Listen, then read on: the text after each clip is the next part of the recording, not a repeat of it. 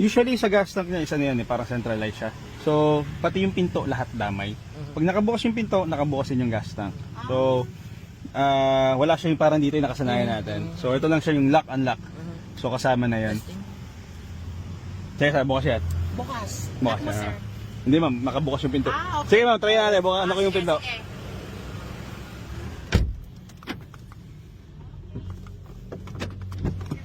So usually kasi umiilaw to sir.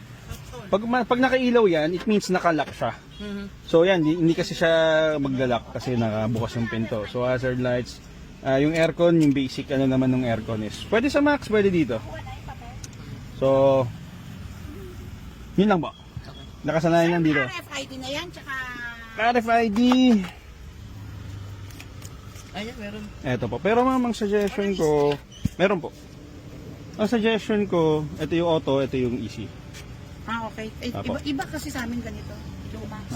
Pero ang suggestion ko is palitan nyo kasi yung account nito is nakapangalan doon sa may-ari. Although hindi naman siya nakalink sa credit card kaya binigay sa amin. Okay. Pero mas maganda, Name na lang din, no? hindi naman sila mahigpit sa ganito, pwede naman palitan. So sabihin nyo, acquired nyo Ano second hand. papalitan? Ihingi kami bago? Ano lang yun, sa mga toll booth na papalagay ng bago kasi second hand siya. Dito ko lang po Ayan. Thank you po. Tayo lang namin yung isa pang papel. Sige lang, sir. Sige lang. Habang piniprint ko. Tayo na mag-drive ba?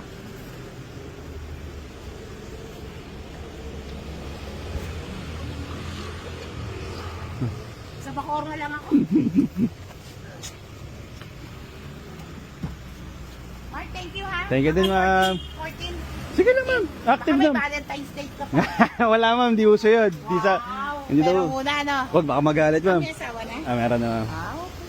Hindi ko nakita. Hindi kami sasabay doon. Tama.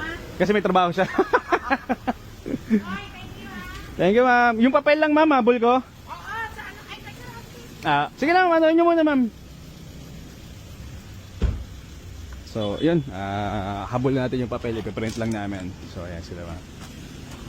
Napakabait. Mabot. Buti na, hindi umulan. Hindi kami nahirapan mag-release. So, maraming salamat.